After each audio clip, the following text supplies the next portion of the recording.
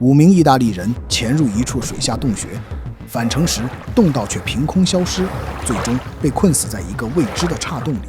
这就是2026年5月发生在瓦武环礁的潜水事故，也是马尔代夫史上单次死亡人数最高、代价最惨重的事故之一。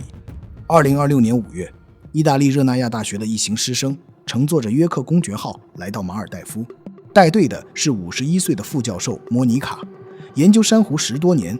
同行的有他20岁的女儿乔治亚，母女俩的潜水经验超过500次，加上3名学生和1名在当地生活了7年的潜水教练做向导。看上去这是一支经验老道的队伍，可没有一个人具备洞穴潜水的资质。他们此行的目标是瓦武环礁下的德瓦纳坎杜洞穴，洞口隐藏在海面下的50米处，3个已探明的洞室像一串气泡，由幽深的隧道串联起来，总长200米，最深处约有70米，越往里走光线越稀薄，到了尽头便是黑暗与未知。马尔代夫的休闲潜水红线是30米，这支队伍却在未经深潜批准的情况下，带着普通装备盲目地进入这座洞穴探索。临行前，那位姓名不详的女学生莫名地感到不适，便退出了这场潜水，一念之间让她成了这场悲剧里唯一的幸存者。5月14日上午，5人下水后顺利穿过洞口，抵达了第1洞室。这里宽敞明亮，铺满白沙，是整座洞穴里唯一有天光照进来的地方。穿过尽头那条3米来宽的狭长隧道，翻过一道不起眼的沙堤，第2个洞室豁然出现，巨大漆黑，像一口望不到底的深井。这不是寻常的黑，而是没有一丝反射、毫无光线的死黑。置身其中，人会彻底失去方向感。此后发生的一切，洞外无人知晓。直到下午1点45分，船上的同伴眼见5人迟迟没有浮出水面，便立马报了警。当天傍晚，救援队便找到了潜水教练贝内代蒂的遗体，另外4人却生死不明。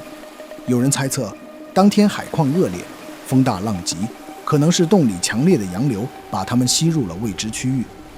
5月16日，马尔代夫迅速启动了一场大规模的救援行动，并指派军事长马胡迪带队救援。他是一位服役20年的老兵，具有丰富的开放水域潜水经验和救援经验。他逐一清查了洞穴前2个洞室，都没有发现失踪者的任何身影。当他返程上岸时，却患上了严重的减压病，最终因抢救无效去世。一个本该去拯救别人的人，倒在了同一片深渊里。他的牺牲撕开了一个刺眼的事实：一名优秀的军方潜水员，竟然是按照2003年的标准，携带着普通压缩空气和休闲级装备，执行60米深潜的高强度作业。说这是一场大规模的救援，可现场却连一台减压舱都没有。马胡迪牺牲后，加上天气因素，救援行动被迫终止。专业的事还是要交给专业的人来做。应马尔代夫之邀，3名来自芬兰的世界顶尖洞潜员很快赶到现场，其中有上期主导普鲁拉洞打捞行动的帕特·萨米。他们背着密闭式循环呼吸器，带着水下推进器，配备了专用的混合气体，极限作业时间可达10个小时。开放水域潜水和洞穴潜水听起来都是潜水，实际上却是2个世界。开放水域出意外了，你可以直接游向水面，但洞穴里全是岩石，挡着你根本上不去。5月18日，芬兰团队潜入洞穴展开搜寻。从第2洞室返程时，他们偶然进入一个未知的岔洞里，终于在60米处找到了失踪多日的4具遗体。他们仅仅聚在2-3米的范围内，3个沉在洞底，1个浮在洞顶，4个家庭的等待到此刻画上了悲伤的句号。截至视频制作时，这起事件仍在调查中，尚无官方定论，但通过4人的遇难位置，可以推测他们的死因是迷路。进来时，他们从第1洞室钻过狭长隧道，轻松翻过一道沙堤。可当他们从第2洞室转身返回时，来时的通道竟然消失了。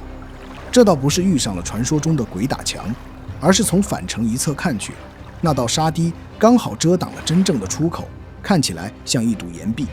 恰好旁边又有一条未知的岔道，让他们误以为是正确的出口，游了进去，不料竟是一条死胡同。而被困还只是噩梦的开始。他们携带的是高氧混合气，和军方潜水员马胡迪携带的压缩空气一样，都只能应付潜水区域。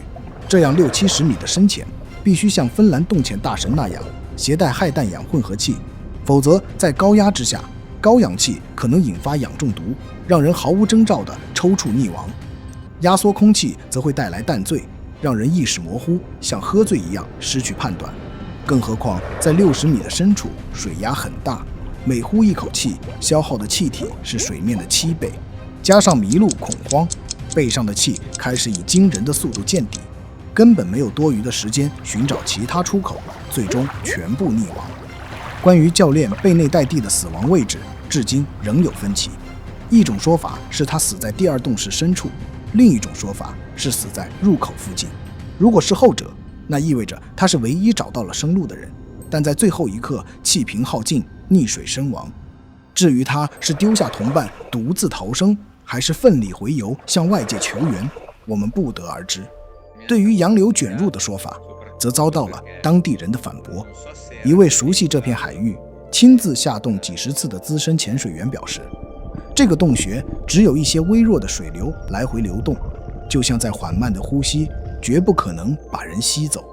事故发生后，马尔代夫吊销了约克公爵号的运营执照，远在罗马的检察机关以过失致死立案，两国同时开查。可随着调查深入，人们发现这条本该层层设防的链条竟没有一环真正拦住他们。船只运营商说，行程卖的只是潜水珊瑚采样，从未授权这样的深洞穿越。热那亚大学说，这次潜水纯属个人行为，与科研任务无关。而马尔代夫批准的科研许可仅限于研究软珊瑚，根本没提进洞。甚至5名遇难者里，有2人都不在上报的名单上。每个人都在说不是我，每一道关卡都形同虚设。